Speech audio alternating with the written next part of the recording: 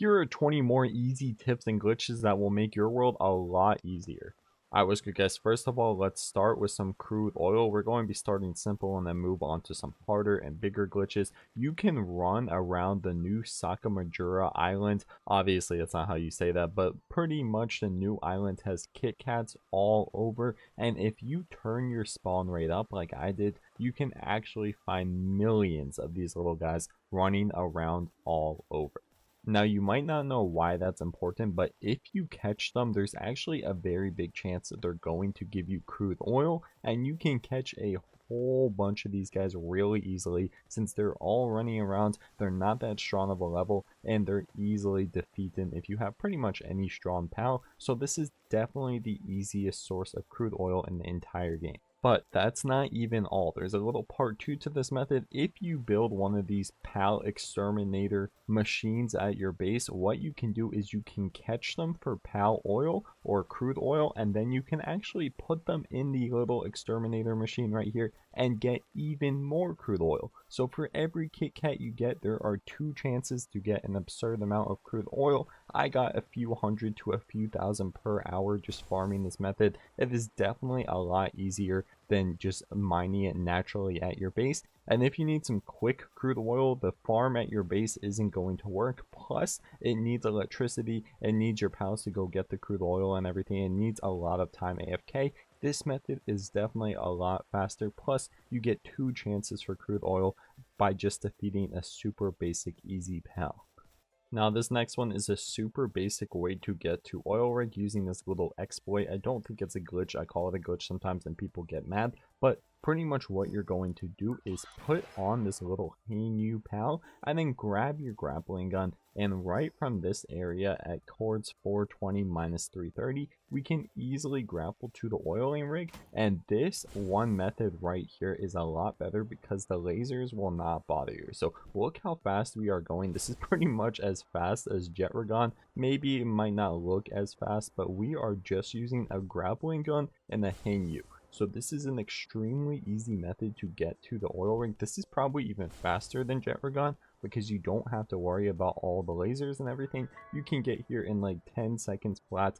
Plus, you don't have to worry about all those different soldiers and all the different sentries attacking you. And look how easy I just got onto the oil rig. So that is how I do it. It is a nice little bug slash movement exploit that we can use to get here without needing to bother with the lasers and our pal getting destroyed on the way here. Now we have a big glitch coming up next for the next tip, but for this one I just wanted to do something really simple. A lot of you guys are not aware that you can actually make souls in the regular crusher. I know this kind of seems like a super basic tip, but they kind of added this in one of the last few updates and not too many people are aware of it. All it requires is watering, and you can make large pal souls from medium, you can make medium from large, and you can make small from medium. This is extremely easy to do, and if you put a water pal here, it makes them really fast. And we're going to be going over more methods on how to get pal souls later. I'm really glad that they added this because this has made things a lot easier, and because the patch notes aren't that straightforward, me included, not a lot of people even knew this was in the game for a while. For this next tip, we have the easiest way to get Jetragon, the best pal and the fastest pal in the entire game. Now, I made an entire video on this the other day, so if you want to go see it in more detail, you can go to that video. But pretty much if you place a wooden wall next to a certain tree at the Jetragon spawn location, you can completely trap it and make it be completely glitched, so you can easily bow him down, shoot him down, knife him down to 0 HP and catch him super easily. Almost all the other Jetragon glitches have been patched, so it's really nice to have this one, and it was just recently discovered, so it is not going to get patched anytime soon. If you guys still need Jetragon and you haven't caught him anytime soon, go ahead and check this video out or try and do it yourself and easily catch him. Or you can even just go back and kill him like this over and over again to get XP, to get items, to level up your pals. This is an all around super useful glitch where you can do many things with it. This one's also another simple glitch, but with the new electricity things and all the new PS5 users coming in, for some of you guys who might not know everything, with the electric generator, obviously the big generators are better than the little generators. So I've seen a lot of people just spam the little generators, just get the big ones instead, and in time it will become much better. A lot of the time it doesn't work at first because your pals cannot power this much capacity, but just give it some time, and in time all of them will be 100% or close to 100% like all of mine. And then, even though this might seem even more obvious, you can add this electric pylon at your base and it will make electricity generator a lot faster. I mentioned this before, but I use ore circs at my base to do all the electricity generating, since they are the best electricity generators in the entire game, and you can find them all the way at the top right of the map at 630 cords. They are just extremely good at making electricity, and he's pretty much going to power one of these all by himself. I just felt the need to mention this because a lot of people are doing electricity wrong at their base, and electricity is one of the most annoying parts in the game right now, since pretty much everything at your base takes electricity. Before we get on to the next tip real quick, remember I am putting down a furnace for every single new subscriber. I am currently getting all the materials ready to add 100 more just today, and hundreds more for the next few days for every single subscriber we get. So if you guys want to join the furnace army, it's taking over my base. Make sure to sub up if you would like. This one's also kind of simple, but we are doing a bunch of base ones right now, so we might as well do this one too. When you catch the black marketeer and put him in your base, he's going to have a ton of different pals here. But if you don't like the ones that you see, all you have to do is put him back in the box and take him right back out. Go ahead and talk to him, and he is going to have completely different pals here for you to buy and do whatever you want with. You can buy him, you can sell him to him, you can kill him for gold or whatever. You can pretty much do whatever. So just putting him back in and taking him back out will give you an entirely new selection. It is really useful to have one of these at your base because you can just buy whatever you need whenever you need. Now, this tip doesn't really matter if you are in the end game, since you can just place down mines at your base anyways, but some base locations are much more OP than others. For example, when I was a lower level, this was my old base. This is the best base in the game without having any mines at your base. So this is in the location 180 - 41 in a normal time. I just recently mined this out, but without mining, it has about 10 iron ores and a whole bunch of coal ores too. So if you're just starting the game, you can set up a base here and you will get an insane amount of ore and coal and wood. And even better, this base is actually immune from raids. Because of its natural high point, the raiders can't actually get up to your base because it's on this crazy mountain. So this is definitely one of the best base locations. It has a beautiful view. The tower is right there, and there's even a little pal bandit camp right down here. So definitely one of the best locations if you're not level 50 or above and you don't have mines at your base. This is the base I used for a long time, and if you're newer to the game, I would definitely recommend using this base location. Now, this is a tip that has to do with your world settings. As you guys can see, my pal was not running out of stamina when I was flying. A lot of people might think it's a setting right here where it's pal stamina reduction rate, but no, that is actually the pals themselves when they are fighting, when they are base, with not while you're flying them. If you guys want to have pretty much unlimited flying stamina like I have in the video, all you have to do is turn down the player stamina reduction rate all the way right here down to 0.1, and you can fly pretty much unlimited times without your jet regon or whatever other pal you're using getting tired.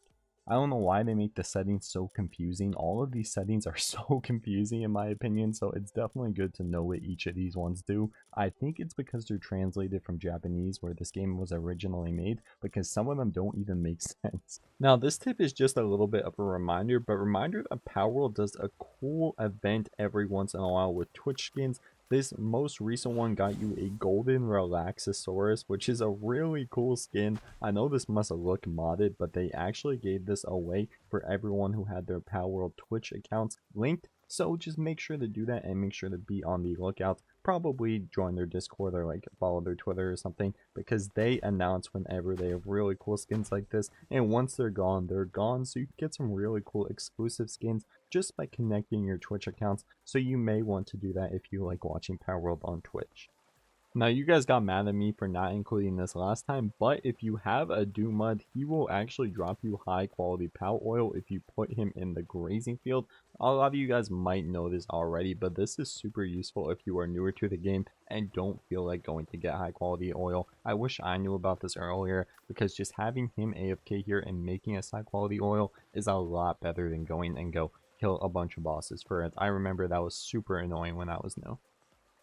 Now, this one is actually insanely OP. I made an entire video about this also, so if you guys want to check that out for more details, you can go ahead and do that. But pretty much the Felbat is the most underrated pal in the entire game. If you get his partner ability, he makes it so the more damage that you do, the more him and you regen. So pretty much if you bring a strong weapon like I did with the minigun, you can just hit the boss over and over and over again. And with the Felbat's ability, as long as he is alive, you will just keep regenerating at an absurd amount, and you will pretty much never die as long as this pal is alive and out. And I use this to defeat the hardest boss in the game, the hardest tower boss, and it was actually really easy with this underrated pal. Now, this one is going to be for all the newer players whose pals are just not working like they're supposed to. That is because their SAN is probably lower. If you guys look at food, it will show you this food gives me 7 SAN, which is kind of a lot, SAN, and you can make an insane amount of jam-filled buns and marinated mushrooms really easily. If you guys live on the new island like I do, you guys can just cook a bunch of these marinated mushrooms with just mushrooms and red berries, which you both get naturally from the land. And that is the best food to give your pals, since it will regen them 7 SAN every single time they eat that, which will pretty much make them non-stop work. Now, if you don't have mushrooms and your base is around the other areas of the map, you can just make these not baked mushrooms. You can just make these jam-filled buns, which are just red berries and flour, and this will give you an absurd amount of XP while cooking them on the oven, and also while cooking the flour in one of the water flour makers, while at the same time giving you 6 SAN for only berries and flowers. So your pals will pretty much be working non-stop with either one of these two foods. And you guys can see I have a ton of berries cooking and everything, so I can make pretty much unlimited of these foods. Every time he eats his food, just like my pal is doing right now, his SAN will pretty much get maxed out, which means he's going to be working 24/7. He's not going to get injured as much. He's not going to be taking as many naps, and these are super easy to craft. Now, while we're talking about different areas, it is a good time to mention this really basic tip, which a lot of people don't know about, including me, is that the skill fruit trees, just like we have right here, the fruit that is going to be growing on these trees in the upper, higher levels of the map are actually going to be better than the skill fruit trees down here in like the beginning areas and the lower level areas. I keep seeing people say that they're not getting good fruits and good skills from the fruit trees. That is because you're getting them in lower levels near spawn. You need to get them on the new island, or maybe by these like sandy areas or snowy areas, because you guys can see all the different fruits in my chest have at least a power level of 100, this one being 150, and the skill fruits in this area are a lot rarer, a lot stronger, and a lot better than the ones in the spawn area. So if you're looking for skill fruits all the way down here, you definitely need to refine your search to be looking more north or on the new island where the best ones spawn.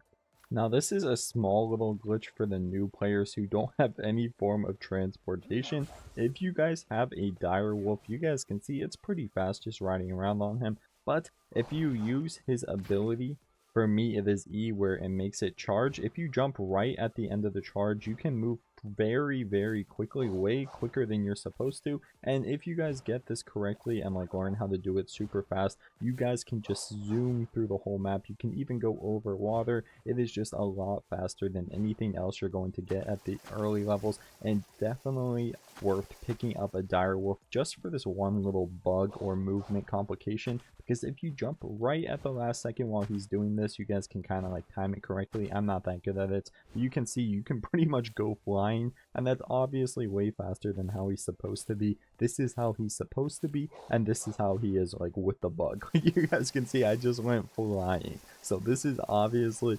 really important to pick up if you're new to the game, because you move super slow when you're new, and this is the best way to move very fast on a very cheap and easy to get PAL. Now this tip is exclusively for our Xbox players. I'm sorry if you guys are on Xbox and you're crashing all the time. One way to fix this, if you guys want to try this, is turning off cloud play. So pretty much cloud play on Xbox is you are streaming the game, you don't actually have it downloaded, and that apparently causes a lot of crashes. So if you guys are crashing a ton, like I know a lot of my Xbox players are, go ahead and turn this off, and there is a good chance this will completely fix your game and you will not crash when you go into dungeons anymore. Now, speaking of dungeons, another really basic tip that not too many people know is when you capture a Prickster and use his partner ability, he will actually do this weird little X-ray thing that will show you on the top of the map the exit of the dungeon. This is really useful when the dungeons are like confusing and they're kind of like a little maze or labyrinth. But with the Prickster, you can pretty much see the end of the dungeon, and you can use it every 60 seconds, which makes getting through dungeons and getting legendary blueprints and everything a lot easier, so you don't get lost in these dungeons. Now, speaking of blueprints, something that not a lot of people know is you can get most of the legendary blueprints in dungeons and grinding those out in the high level areas, but there is some legendary blueprints which you can only get from the oil rig. I've seen so many comments saying that they've done 1,000 dungeons and they don't get the legendary blueprint they want. That is because some of the blueprints are only going to be at the oil rig, and some of the best ones are only going to be at the oil rig. So if you guys want the best weapons in the game, you better get your booty over the oil rig. Doing the dungeons is not going to help you. Now, this one is kind of useless with the new setting to change the amount of time that meteors spawn, but if you're on PC, you can actually change the time on your PC to 3 hours later, and it will trick the game into thinking the time actually changed. It will respawn some of your chests, it will spawn a meteor event in your world, it will do a whole bunch of things like 3 hours have actually passed, but all you did was change the time on your PC. So like I said, this one isn't as useful anymore since they added a bunch of settings to actually do this legitly, but it is still useful in some situations where you might need to cheat just a little bit. Now, if you guys need to find eggs really easy, or you're on the search for alpha pals, you can go on the website right here and it will actually show you all the different eggs. And if you go on the mountain near the volcano, there is just an absurd amount of eggs over here. You don't even really need to use the site. But if you use the site a little bit and just fly around this mountain, you will be able to find an absurd amount of eggs really easily. There we go. I just found 3 in the span of like 3 different seconds, and I'm not even using the site. But if you pull the site up while you're exploring, you will find an entire inventory of eggs in just a few minutes. I remember I did a video on it before, trying to find a bunch of the different eggs, and I got 2 whole inventories in 10 minutes. Alright, that's it guys, I'm on a dip. If you didn't know any of these 20 tips, let me know in the comments, or if there's any I missed, let me know in the comments. You guys can watch part 1 if you want on my channel, and make sure to sub if you want to watch more Palworld videos, because we are uploading a ton pretty much every single day, along with shorts. You guys can join the Discord if you want. We talk about Palworld, and there we just upload a ton of Palworld, so make sure to sub up if you want to.